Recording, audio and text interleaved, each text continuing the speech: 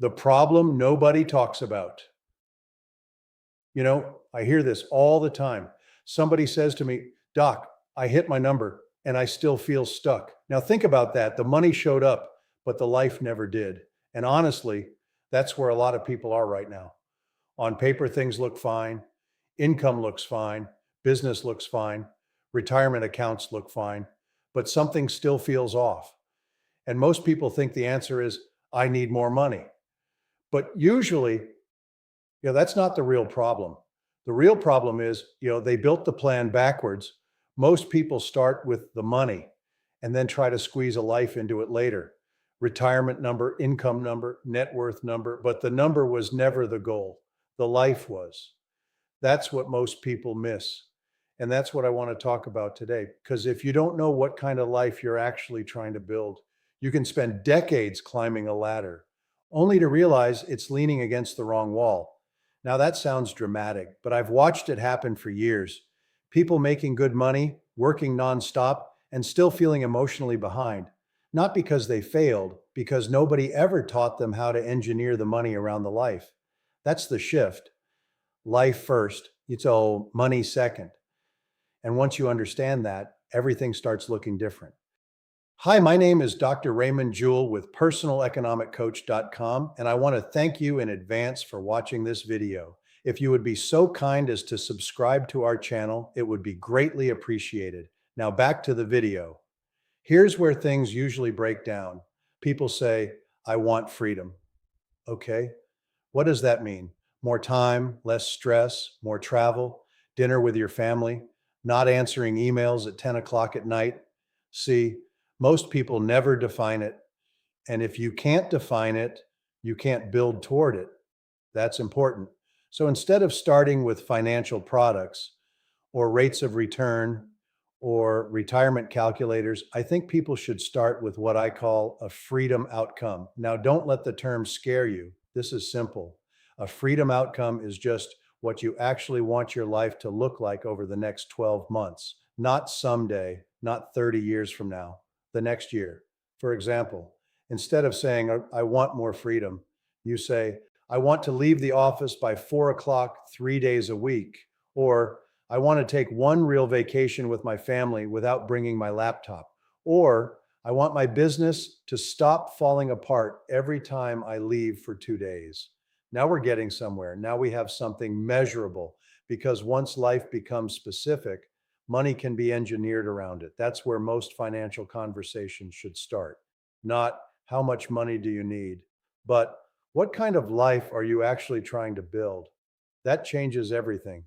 And by the way, if this kind of thinking helps you see things differently, go ahead and subscribe, because most people are drowning in financial noise and very few people are slowing down long enough to look at the whole picture. So here's how I help people think through this. I break it into 5 areas: time, energy, people, place, purpose. Now listen carefully, because this is where things become real. First, time. How many hours do you actually want to work? And don't give the fantasy answer, give the honest one, because some people love working. That's fine, but maybe they want control over when they work. Mornings, afternoons, no Fridays, more dinners at home. That matters. Now, second, energy. What work drains you and what work gives you energy? Most people never ask that question. They just keep piling responsibilities onto themselves until life becomes heavy. Sometimes the issue isn't hours. Sometimes it's the type of work. That's important. Third, people. Who do you actually want to spend your time with? Your kids, your spouse, friends, certain clients, grandchildren? You'd be shocked how many people build financial success while accidentally designing isolation. Fourth, place.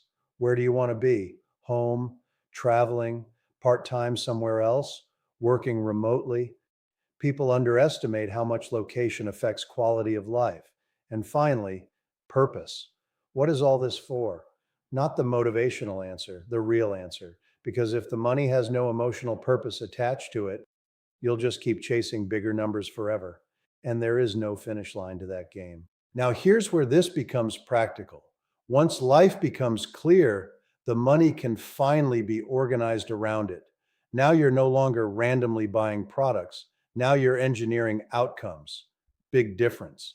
Let's say somebody tells me, I want to work 35 focused hours a week instead of 60.